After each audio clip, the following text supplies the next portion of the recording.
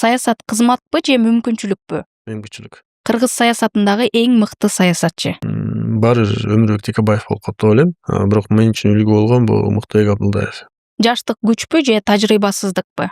Күч. Коркуу барбы? Бар. Мандатпы же абийирби? Абийир. Система өзгөрөбү?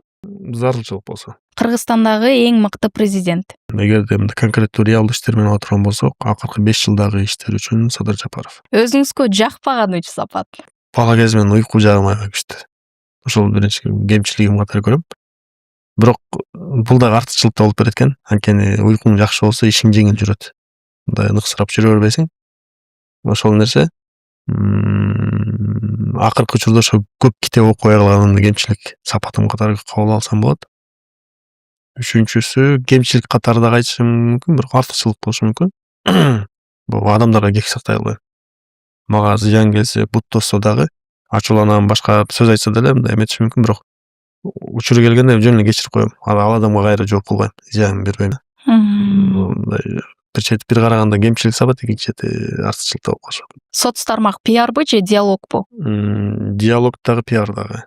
Көбүрөөк мен үчүн диалог. Кийинки 5 жылга прогноз. Калган багыт ушул нуктале кетет деген ойдомун. Өлкө жетекчиси кайра шайланып келип, баштаган иштерин улантып, дагы бир топ дагы иштер жасалышына үмүт кылам.